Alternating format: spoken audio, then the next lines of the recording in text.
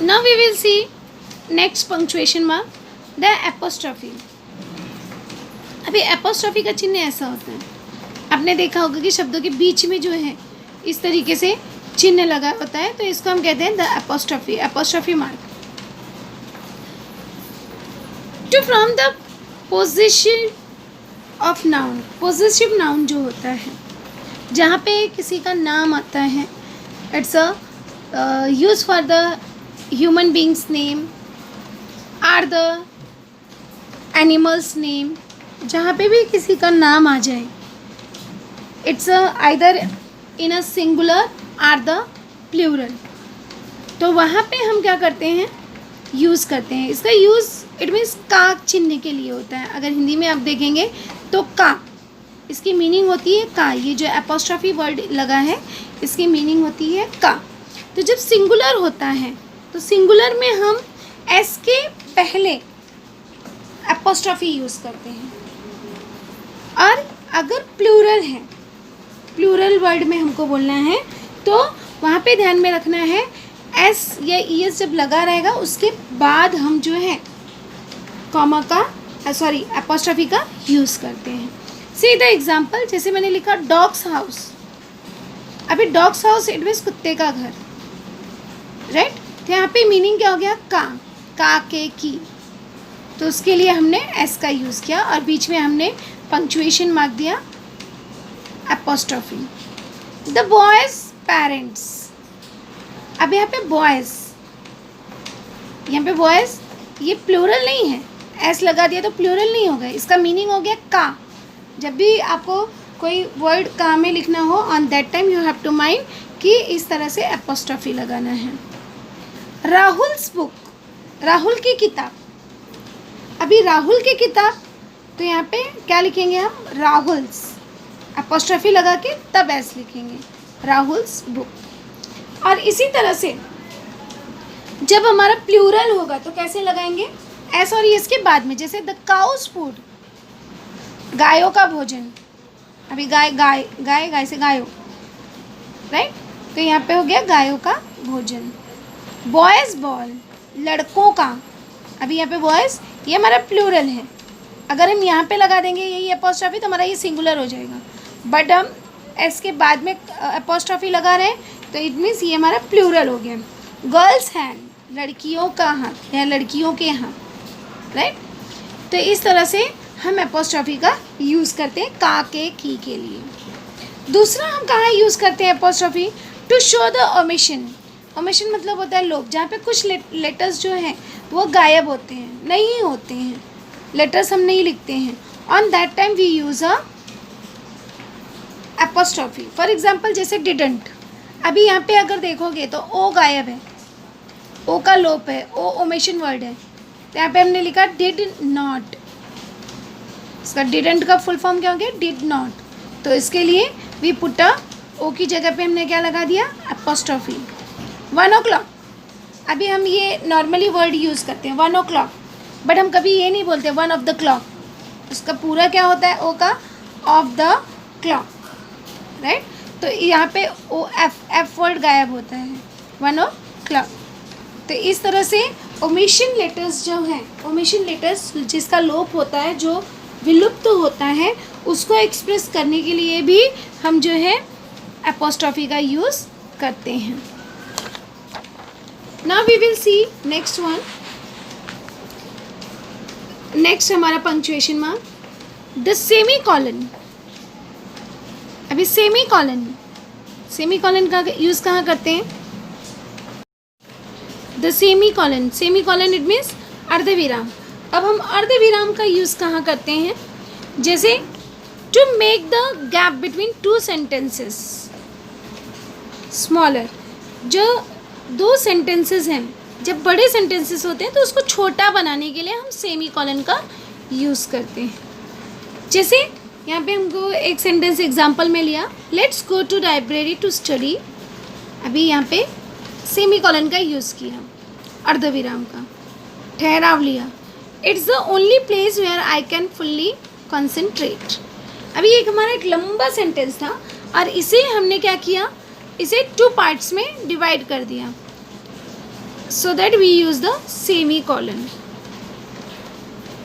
दूसरा सेमीकोलन कब यूज करते हैं? रिप्लेस ऑफ एंड की जगह पे। एक तो हम सेंटेंस को स्मॉलर बनाने के लिए यूज करते हैं, and second replace of and की जगह पे जब हमको एंड नहीं बोलना होता, नहीं लिखना होता है, on that time we use a semicolon. Semicolon का चिन्ह कैसा होता है? पहले फुल स्टॉप जैसा फिर कॉमा जैसे, दैट इज योर सेमीकोलन। तो यहाँ पे रिप्लेस ऑफ एंड, जैसे लर्न द पोएम, अब इसके बाद मैंने लगाया सेमीकोलन, राइट? यहाँ पे क्या लगा दिया? Semicolon. Then say it aloud, अब इसे हम ऐसे भी बोल सकते हैं, learn the poem and then say it aloud, and word use किया। तो एंड को मूव करने के लिए, एंड को हटाने के लिए, on the place of and we use a semicolon. See the next punctuation mark. अभी नेक्स्ट हमारा पंक्चुएशन मार्क है कॉलन। नेक्स्ट पंक्चुएशन मार्क क्या है? कॉलन। कॉलन मतलब होता है अपूर्ण विराम। वो अर्धविराम था, ये अपूर्ण विराम। अभी इसको कैसे करते हैं? 2 डॉट, ऐसे 2 डॉट लगे होंगे, that is your colon. Colon का यूज जो है after a complete sentence to introduce a list. जब हमारा सेंटेंस कंप्लीट हो जाता है तो जब बहुत सारी लिस्ट आती है, सूची आती है, तो सूचियों को दर्शाने के लिए, सूचियों के बारे में बताने के लिए वी यूज अ कॉलन। तो यहाँ पे वही चीज़ लिखा है, after a complete sentence to introduce a list of item when introducing words such as namely of the things, किसी चीज़ का नाम, पर्सन्स नेम, कुछ भी हो सकता है। तो जब बहुत सारी का नाम एक साथ में हमको बताना है, then we put a colon. For example जैसे यहाँ पे लिखा है you may use the following. अब फॉलोइंग बोला, उसके बाद हमने लगा दिया कॉलन। तो इट मीन्स इसके बाद ये इंडिकेट करता है कि there is the so many numbers, कि आगे जो है बहुत सारे नंबर्स आने वाले हैं, चाहे वो किसी इंसानों के नाम हो, चाहे किसी चीज़ का नाम हो, चाहे किसी सूची का नाम हो। तो there is the name of the paper, bamboo, sticks, gum and thread. It's the name of the things, so that we use a colon. Second, Shakespeare's great tragedies are. अब क्या है? ये उसकी पुस्तक के नाम है, जैसे Hamlet, King Lear, Julius Caesar and Romeo and Juliet. तो it's a name of the books, so that we put a colon. यहाँ पे क्या लगा? कॉलन। तो इस तरह से हम कॉलन का यूज़ करते हैं। Now we see next inverted commas. अगला क्या है? Inverted commas. As you know that कि inverted commas there are the 2 types. One is the single inverted comma and other is a double inverted comma. See inverted comma कैसा होता है कि ये हम इसको कहते हैं double inverted comma. It's your double inverted comma, और इसके पीछे में कुछ सेंटेंसेस होते हैं।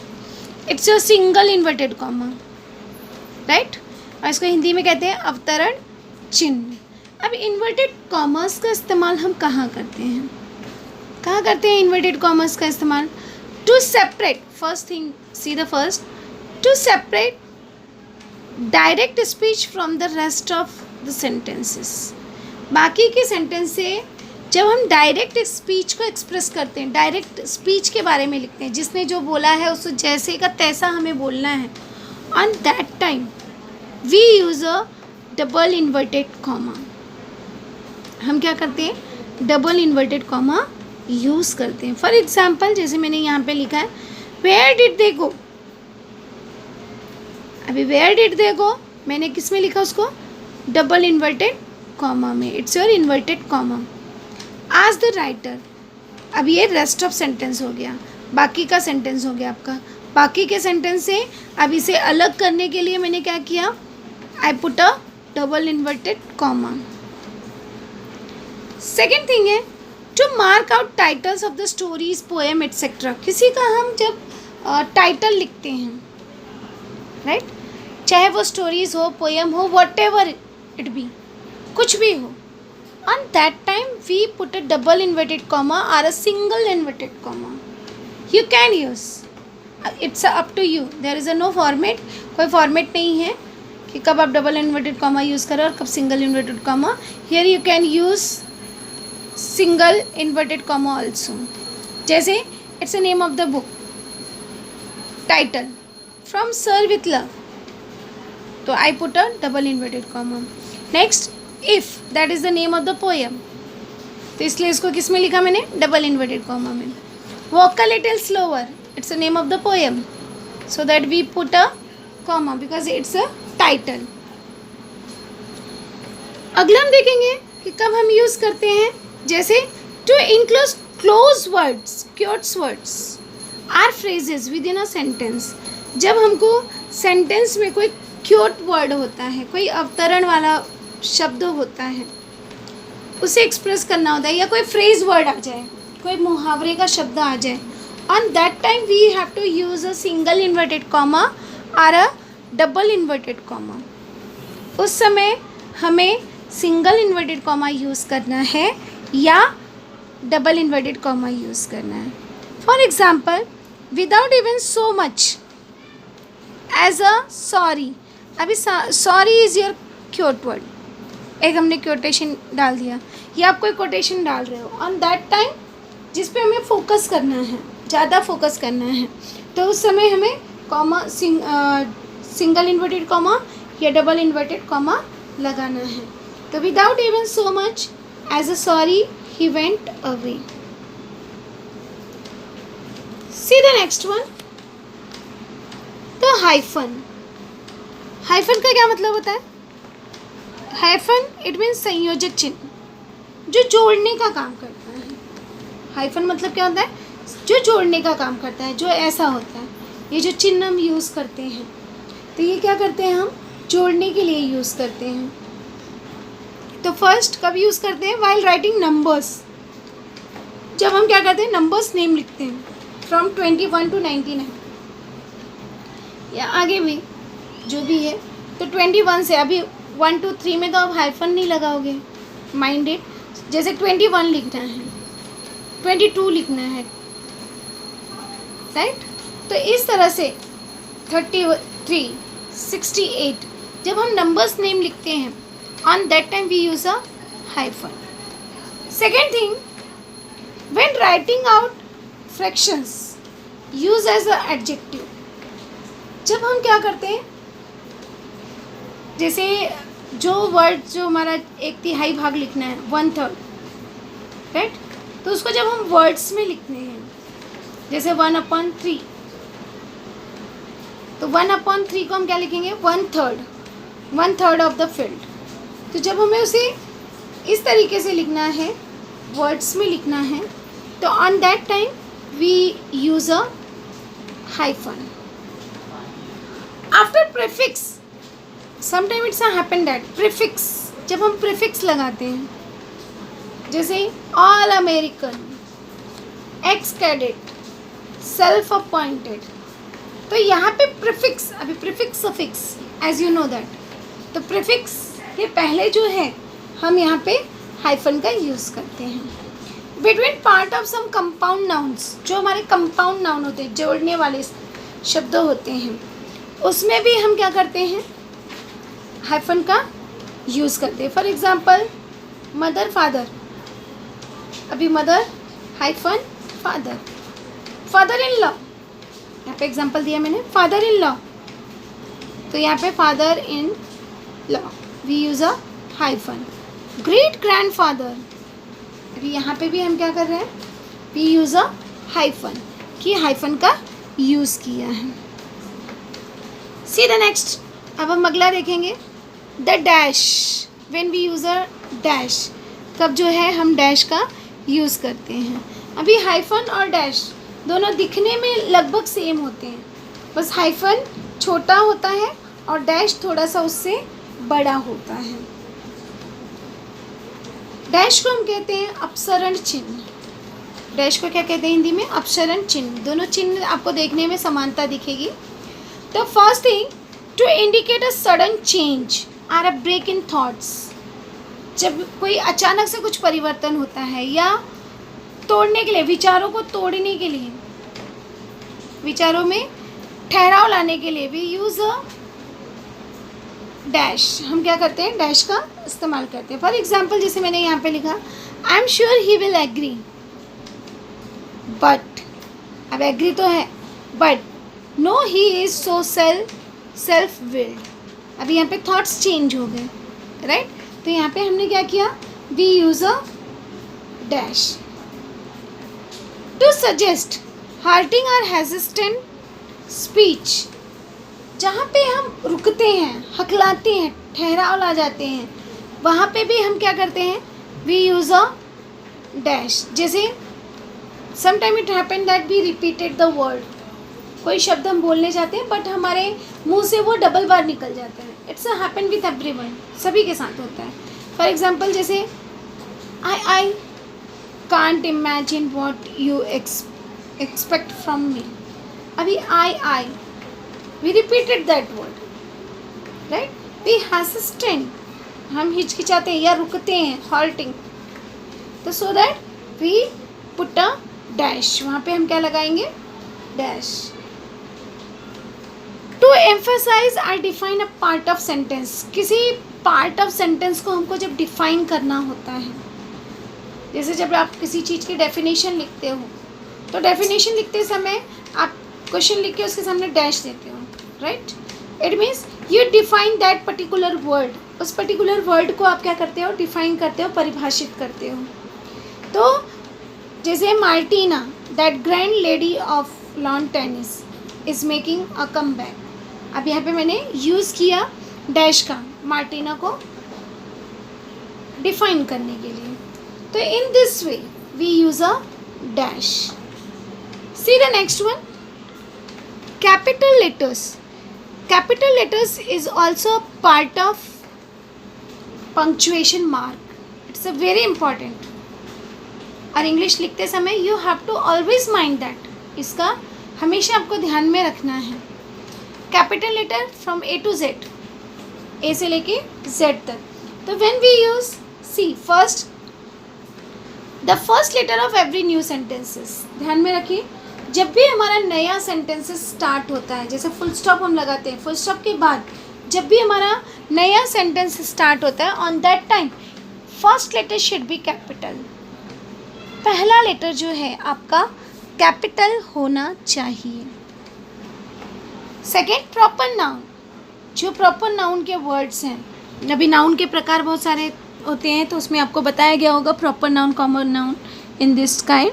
तो यहाँ पे प्रॉपर नाउन जब हमारा आता है, जैसे दिल्ली, हिमालय, या किसी पर्सन का नाम आ गया, गांधी जी, राइट? तो जब भी प्रॉपर नाउन के वर्ड होंगे, तो on that time we write the first letter, उसका first letter always we write in a capital letter, उसका पहला लेटर जो होगा वो कैपिटल होगा।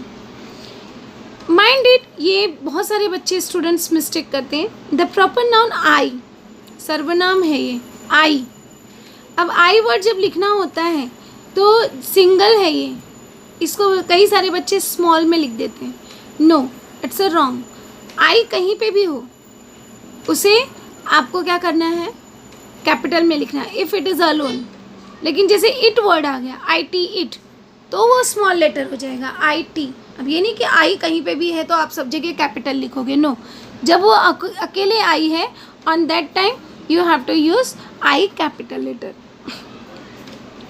टाइटल, स्पेसिफिक अवार्ड्स, टाइटल, आप किसी चीज़ का टाइटल लिख रहे हो, उस समय आपको माइंड में रखना है कि उसका फर्स्ट लेटर जो है कैपिटल होना चाहिए। या कोई प्राइज़ का नाम आया, जैसे यहाँ पे आया द नोबल प्राइज़, आप देख रहे हो मैंने द का टी कैपिटल नहीं लिखा, लेकिन Nobel prize it's a name, ये नाम है प्राइज़ का। तो सो दैट एन और पी आप देख रहे हो वो कैपिटल लेटर में लिखा गया है। The days of the week, दिन के नाम आ जाए। The month of the year, या वर्ष के नाम आ जाए। फेस्टिवल्स, ये तीनों नाम आ जाए, वीक के, मंथ के, ईयर के। तो ऑन दैट टाइम जहाँ पे भी नाम आए, you have to write first letter capital, आपको पहला लेटर जो है उसका कैपिटल लिखना है। For example Wednesday, it's a week name. January, it's your month name. Diwali, it's a festival. Specific branches, कोई स्पेसिफिक भाग आ जाए। Departments and other division of the government, government के जो भाग हैं अगर उनके नाम आ जाए तो उसका first letter you have to write the capital. For example parliament, अभी parliament P is the capital. संसद भवन, राइट, लोकसभा, राज्यसभा. तो on that time you have to write first letter in a capital. पहला लेटर उसका हम क्या करेंगे, कैपिटल में लिखेंगे. Next thing, the first word of the direct quotations. Direct sentences जो होते हैं डायरेक्ट के, उसका फर्स्ट लेटर जब भी आप कॉमा, डबल इन्वर्टेड कॉमा के अंदर लिखते हो, on that time you have to mind that कि first letter should be capital. उसका फर्स्ट लेटर जो है आपका कैपिटल होना चाहिए. For example you can go, अभी इट्स योर डायरेक्ट स्पीच. तो यू कैन गो, इसका first letter Y is in capital. Y जो है वो कैपिटल में. ही सेड, अब यहाँ पे मेरा सेंटेंस कंप्लीट हो गया. So that we put a full stop. तो in this way we use the different punctuation mark in a different time. Different समय में हम उसका इस्तेमाल करते हैं.